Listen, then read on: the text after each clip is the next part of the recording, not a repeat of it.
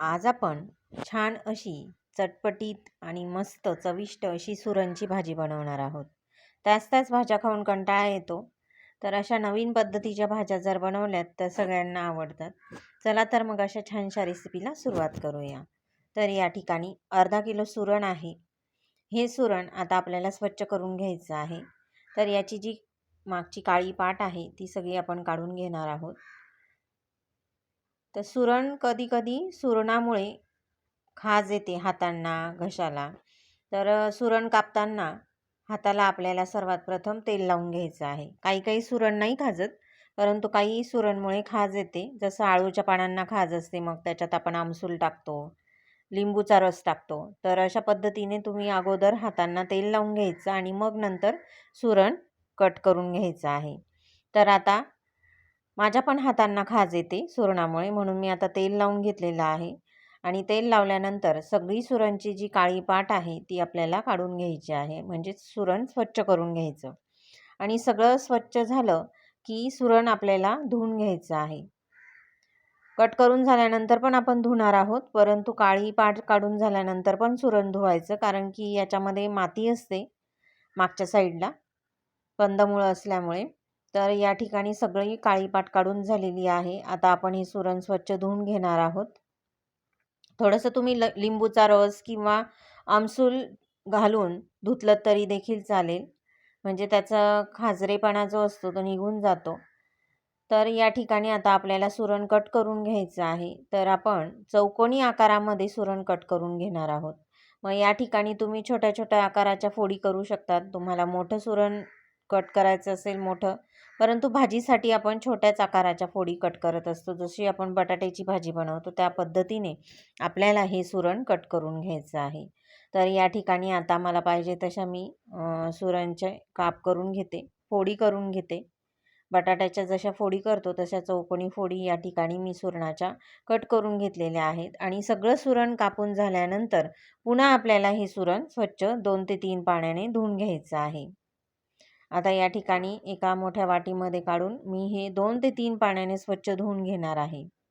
म्हणजे त्याचा जो खवखवपणा असतो, खाजरेपणा असतो तो कमी होऊन जातो. आणि नंतर आपण काही वस्तू टाकणार आहोत, त्याच्यामुळे सुद्धा आपल्याला घशाला किंवा हातांना खाज येत नाही. तर सुरण जे आहे ते मस्त स्वच्छ धुवून घेतलेलं आहे. हे बाजूला ठेवून देऊया. आणि आता आपल्याला भाजीसाठी लागणार आहे 2 टोमॅटो. 2 मोठ्या आकाराचे टोमॅटो किंवा मीडियम आकाराचे 2 टोमॅटो तुम्ही घ्यायचे. ते कट करून घ्यायचे आणि मिक्सरला याची आपल्याला पेस्ट तयार करून घ्यायची आहे. छान बारीक पेस्ट तयार करून घेऊ मिक्सरला. या ठिकाणी टोमॅटोची मस्त अशी पेस्ट तयार झालेली आहे. आता आपण भाजी बनवायला सुरुवात करणार आहोत. त्या अगोदर सुरणामध्ये जर तुमच्याकडे आमसूल असेल तर आमसूल थोडंसं पाण्यामध्ये भिजवून ते पाणी घालायचं, किंवा कोकम आगळ म्हणजेच आमसूल आगळ घालू शकतात. आणि काही नसेल, आमसूल नसेल तर तुम्ही शेवटी भाजीमध्ये लिंबूचा रस देखील घालू शकतात. याच्यामुळे पण खाज येत नाही घशाला. आता आपल्याला सगळ्यात महत्त्वाचं म्हणजे गॅसवर कढई ठेवायची आहे. कढईमध्ये मी तेल घातलेलं आहे. ह्या तेलामध्ये आपल्याला सुरण जे आहे ते फ्राय करून घ्यायचं आहे. असं केल्यामुळे सुरण मस्त चविष्ट अशी भाजी लागते सुरणची. तर या ठिकाणी तेलामध्ये आता आपण सुरण मस्त फ्राय करून घेणार आहोत. पूर्णपणे ते पूर्ण शिजेपर्यंत नाही फ्राय करायचं, फक्त अर्धं फ्राय करायचं आहे, अर्धं शिजेपर्यंत. बाकीचं ते भाजी ज्या वेळेला बनवतो त्यावेळेला छान शिजतं.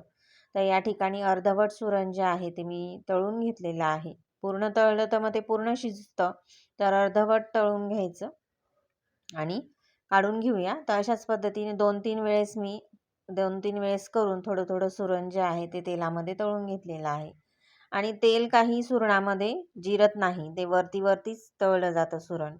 आता जे एक्स्ट्राचं तेल आहे ते आपण काढून घेणार आहोत. आणि भाजीपुरतंच तेल मी कढईमध्ये ठेवते आहे. तर या ठिकाणी तुम्हाला आवडेल तेवढं तुम्ही तेल भाजीमध्ये घालू शकतात. मी 2 ते 3 चमचे कढईमध्ये ठेवलं.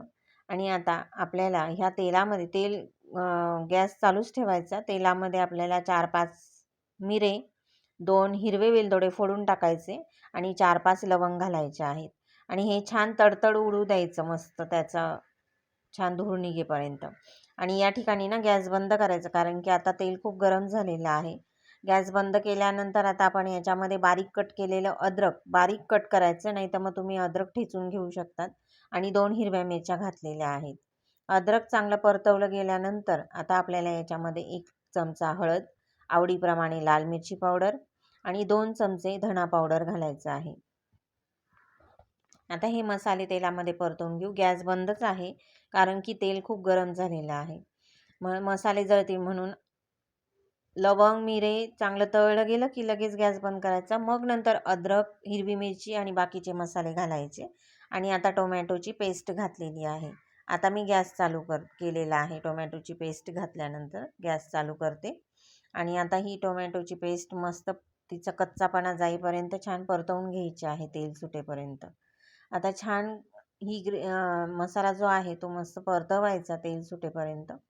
आणि मग नंतर थोडंसं पाणी घातलेलं आहे मिक्सरच्या भांड्यातलं आणि पुन्हा एकदा छान याला परतवून घ्यायचं आहे. आणि पुन्हा तेल सुटल्यानंतर आता आपल्याला पाणी घालायचं आहे याच्यामध्ये. तर अर्धा किंवा 1 ग्लास पाणी घालायचं. आणि ह्या ग्रेव्हीला चांगली उकळी आली की मग आपण याच्यामध्ये सुरण घालणार आहोत. तर जसं जसं सुरण शिजतं तसं तसं पूर्ण पाणी ते शोषून घेतं. आता चवीनुसार सगळ्या भाजीचं मीठ घातलेलं आहे. मीठ घातल्यानंतर ह्या ग्रेव्हीला उकळी आल्यानंतर सगळं सुरण जे आहे फ्राय करून घेतलेलं ते घालणार आहोत. आणि आता मिक्स करून ही भाजी आपल्याला शिजवून घ्यायची आहे. सुरण चांगलं शिजवून घ्यायचं. मिक्स करून घेऊ. आणि एक झाकण झाकून आपल्याला सुरण शिजवून घ्यायचं आहे. आता कमी गॅस करून तुम्ही हे सुरण शिजवायचं आहे.